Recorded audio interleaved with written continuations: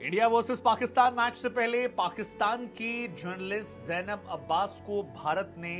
देश निकाला कर दिया है। मतलब उन्हें भारत से डिपोर्ट कर दिया गया है और इंडिया से उनके निकाले जाने की खबरें जो हैं फिलहाल सोशल मीडिया पर ऑफिशियल हो गई हैं, चारों तरफ भी चर्चा हो रही है।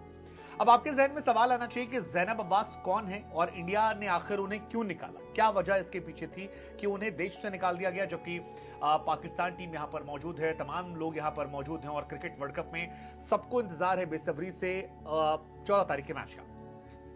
इससे पहले कि आप कोई अफवाहें आपके जहन में आए, हम आपको बता दें कि जैनब अब्बास वही शख्सियत हैं जिन्हें आपने पीएसएल से लेकर तमाम पाकिस्तान के बड़े मैचेस में कमेंट्री करते हुए देखा होगा। तमाम स्पोर्ट्स चैनल के लिए वो कमेंट्री करती हैं और काफी पॉपुलर है पाकिस्तान में, लेकिन वो कंट्रोवर्शियल भी रही है। और एक जमाने में बाबर आजम ने उन्हें एक ट्वीट पर, जिसमें बाबर आजम के खिलाफ उन्होंने कुछ अपशब्दों का इस्तेमाल किया था, बाबर ने भी ट्वीट करके कहा था कि मैडम आप हद में रहा कीजिए, सोच समझ कर बोलिए क्या आप बोल रही हैं, और वो ट्वीट भी सोशल मीडिया पर मौजूद है। लेकिन इंडिया से निकाला जाना बहुत बड़ी खबर है कि एक जर्नलिस्ट को देश निकाला कर दिया गया, और उसके पीछे की वजह जो निकल कर आई है वो ये है कि जैनब अब्बास इंडिया के खिलाफ लगातार जहर उगलती थी और इंडिया के खिलाफ बोलने के अलावा हिंदू धर्म के खिलाफ भी वो लगातार जहर बोलती थी। और कई ऐसे ट्वीट्स उनके हैं जो एक्सेप्टेबल नहीं है, जिसमें हिंदू धर्म के तमाम देवी देवताओं का वो मजाक। जैनब अब्बास को इंडिया से निकाले जाने के बाद वो फिलहाल दुबई चली गई हैं, जहां पर वो रहती हैं, और पाकिस्तान की ही समा टीवी ने सबसे पहले इस बात की जानकारी दी थी, जिन्होंने बताया कि पाकिस्तानी रिपोर्टर जैनब अब्बास को निकाल दिया गया आईसीसी वर्ल्ड कप से, और अब वो वर्ल्ड कप कवर करती नहीं नजर आएंगी क्योंकि उनके खिलाफ मामले बढ़ गए। इसके पीछे एलिगेशंस जो है वो यही है कि उनके पुराने ट्वीट्स जिसमें उन्होंने कल्चर और धर्म को लेकर मजाक उड़ाया था, हिंदूज का मजाक उड़ाया था। जैसे उनके कई सारे ट्वीट हैं, एक ट्वीट था कि 120 करोड़ की पॉपुलेशन जो है वो एक फास्ट बॉलर नहीं दे सकती।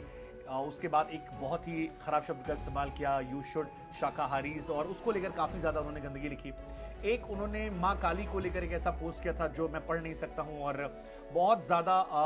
मतलब परेशान करने वाला वो ट्वीट है कि गाय को लेकर ट्वीट किया है, शाकाहारी को लेकर ट्वीट किया है, माता काली को लेकर ट्वीट किया है, और भी कई सारे उनके ट्वीट हैं जो लगातार उन्हें चर्चा के केंद्र में ला रहे हैं और उनको लेकर सवाल जो है वो लगातार खड़े कर रहे हैं। हालांकि स्टार स्पोर्ट्स जिसके लिए वो कमेंट्री कर रही थी, उसने वकार यूनिस को बुलाया। वकार यूनिस भी वो शख्स है जिन्होंने एक स्टेटमेंट दिया था जिसमें कहा था कि मुसलमानों रिजवान ने इतने सारे हिंदुओं के बीच में पड़ा, काफी उसके बैकलैश हुआ था, लेकिन उन्होंने रियलाइज करके अपॉलॉजी की थी और उन्होंने किसी धर्म को लेकर कुछ बुरा नहीं कहा था। उन्होंने अपने धर्म की प्रेस की बात की थी। हालांकि उनके भी इंडिया आने पर बहुत सारे सवाल खड़े हुए थे कि वकार यूनिस को इजाजत क्यों दी गई, जिन्होंने स्टेटमेंट दिया था कि रिजवान ने इतने सारे हिंदुओं के बीच में नमाज पढ़ी, लेकिन उसे हटा दिया। अगर जैनब अब्बास से करियर के बारे में बात करें तो टेलीविजन होस्ट हैं, स्पोर्ट्स प्रेजेंटेटर हैं, लेकिन इसके अलावा उनके बारे में जानकारियां जो निकल कर आई हैं कि उनका जन्म लाहौर में हुआ था, फॉरेन में पढ़ाई की, इंग्लैंड से पढ़ाई की है, एमबीए किया है। उनके फादर जो हैं वो रमीज रजा के स्कूल में पढ़े हैं और फैसलाबाद के लिए क्रिकेट खेलते थे। इनकी मॉम जो हैं वो इमरान खान की पार्टी तहरीके इंसाफ में एक सीनियर मेंबर रही हैं और काफी समय तक एक्टिव थी। अंदलीब उनका नाम है उनकी माता जी का, और इमरान खान की जब सरकार चल रही थी उस दौरान विदेश मामलों के संसदीय सचिव की वो मेंबर थी। लेकिन जैनब जो है ये 35 ईयर्स ऑफ एज की हैं और तमाम पाकिस्तानी चैनलों में एक्टिव रही। 2021 से इंग्लैंड में तमाम टीवी चैनल्स के लिए काम करती हैं और वहीं से एक्टिव रही हैं, और इस बार एशिया कप में भी प्रेजेंटर के तौर पर वो मौजूद थी।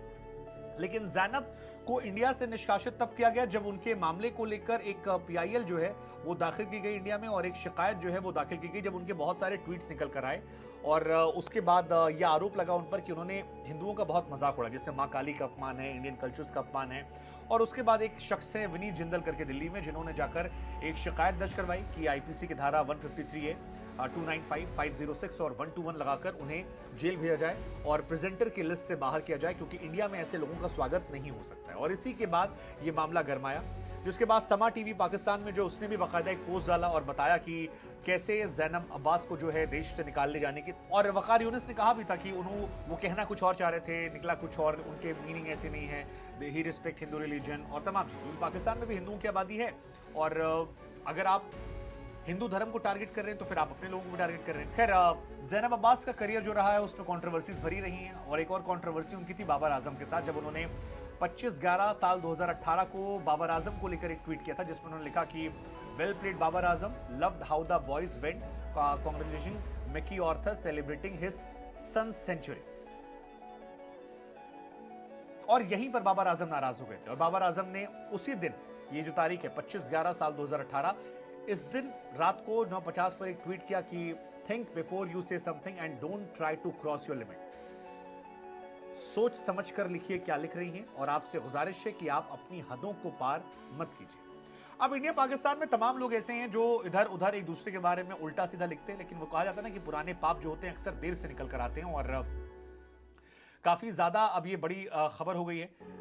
Anti India anti Hindu tweets के चलते उन्हें हटाया जाना, देवी देवताओं का मजाक उड़ाना और गाय को लेकर मजाक उड़ाना, ये सारी चीजों को लेकर सुप्रीम कोर्ट ने मामला गया और उसके बाद उन्हें भेज दिया गया। हालांकि समा टीवी जिसने शुरुआत में खबर दिखाई थी, उन्होंने अपने ट्वीट को डिलीट कर दिया है और बाद में उन्होंने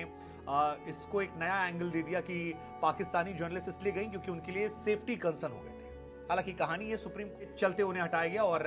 क्योंकि उनके ऊपर कार्रवाई हो सकती थी और उन्हें हटाया नहीं गया बल्कि उन्हें यहां से भगाया गया है। हमारा सवाल आपसे कि क्या जो एक्शन लिया गया है ये सही है? कई लोग ऐसे हैं जो इस बात को सही नहीं मानते हैं, उन्हें कहना है कि यार पॉलिटिक्स को से मिस कीजिए, ऐसा वैसा ये वो। तमाम ऐसे लोग हैं जो कह रहे थे कि ज़ैनब अब्बास को हटाना सही नहीं है। हालांकि मतलब इसको लेकर भी कि अब देखते हैं क्या होता है। इश्यूज जो हैं वो धीरे धीरे बढ़ते जा रहे हैं और ज़ैनब अब्बास यहाँ आने के पहले काफी एक्साइटेड भी थी, उन्होंने काफी सारा पोस्ट भी किया था। इस बीच में इंडिया आने के पहले इंडिया के फेवर में काफी पोस्ट किया था कि a country with a billion of people और बहुत खुशी है कि यहाँ मैं रिप्रेजेंट करने जा रही हूँ, दोनों देश के कल्चर सेम है। लेकिन फिर वही बात है कि पुराने ट्वीट्स कई बार आपको नए जमाने में भारी पड़ते हैं और खासतौर पर जब बैकलैशिंग आपकी पूरे देश से जुड़ी है। क्योंकि ज़ैनब अब्बास ने जो कहा, अगर यही देवी देवताओं के मजाक का अपमान दूसरी तरफ आप पलट दीजिए कि किसी मतलब हम सब ने देखा है कि नुपुर शर्मा ने इंडिया में जो किया था, एक स्टेटमेंट दिया था, उसके बाद कितनी बड़े लेवल पर कंट्रोवर्सी हुई। तो आई थिंक रिलीजन एक ऐसा इशू है जिसको नहीं छेड़ना चाहिए और इश्यूज उसी को लेकर हुए। विनीत जंदल वो वकील जिन्होंने ये पूरा मामला उठाया था और इसके बाद ये मामला बढ़ा, उन्हें हटा दिया गया। इस मामले के बीच में वकार यूनिस का भी वो ट्वीट फिर से ट्रेंड हो रहा है, रिजवान इज रीडिंग नमाज in front of Hindus is very special for me. हालांकि वो उसको लेकर सॉरी बोल चुके हैं तो उसको बढ़ाना जरूरी नहीं, लेकिन इस मामले पर आपकी क्या सोच है?